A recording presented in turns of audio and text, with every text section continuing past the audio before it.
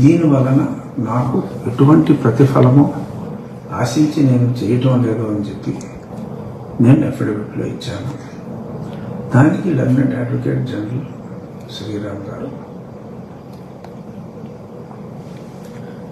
జగన్మోహన్ రెడ్డి గారిని వ్యతిరేకించే వాళ్ళు ఎవరైనా ఉంటే వాళ్ళు ఈయనకి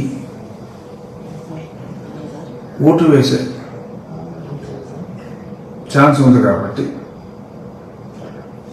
దానివల్ల ఈయనకి ప్రయోజనం ఆశించే చేసుంటారు అని మరి వారు లెఫ్టినెంట్ అడ్వకేట్ జనరల్గా మాట్లాడటం జరిగింది.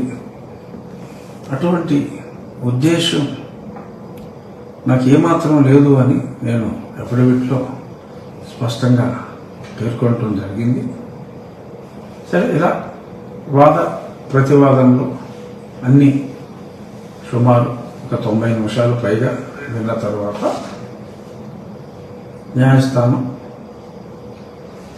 4 మార్చ్ అంటే వచ్చే నెల 4వ తారీఖుకి ఈ కేసుని వాయిదా వేయటం జరిగింది.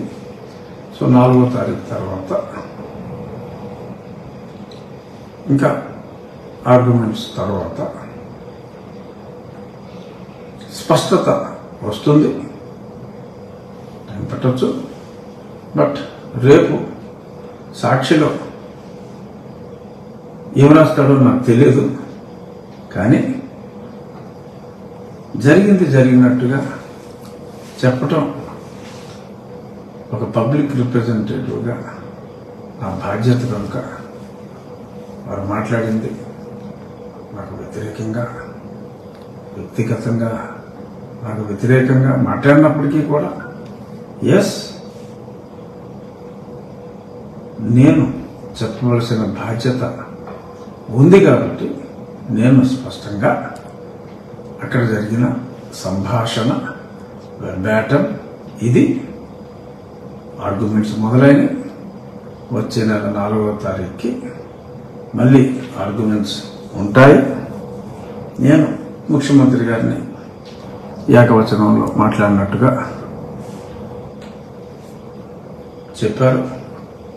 ఎప్పుడైనా పొరపాటున ఎప్పుడు నేను మా ముఖ్యమంత్రి గారనే అంట గౌరవంగానే మాట్లాడతాను. అందరికీ తెలుసు. ఎప్పుడైనా ఏకవచనం రావచ్చు. ఎందుకంటే వారి భాషలో వారందరినీ ఏకవచనంలోనే మాట్లాడతారు. నేను ఎప్పుడూ బహువచనంలోనే మాట్లాడతాను. ఎంత చిన్నవాడినైనా కూడా పొరపాటున ఎప్పుడైనా మరి ఏకవచనంలో సంబోధిస్తే అది మేబీ అన్ ఎవరేషన్. బట్ ఎప్పుడూ కూడా నేను మా ముఖ్యమంత్రి అనే మా పార్టీ అధ్యక్షుడనే గౌరవిస్తాను. సో ఇది కూడా అందరికీ అంటే రేపు ఏదో రాస్తారు. ఇప్పుడు చూస్తాను కోర్టు కేసుల్లో నిన్న మరి ఆ అడ్వర్టైజ్మెంట్ల విషయంలో కోర్టు చెప్పింది ఒకటి, ఈ పేపర్లో రాసింది ఒకటి. గత ప్రభుత్వాన్ని విమర్శిస్తే తప్ప అని కోర్టు అన్నట్టుగా మరి రాశారు.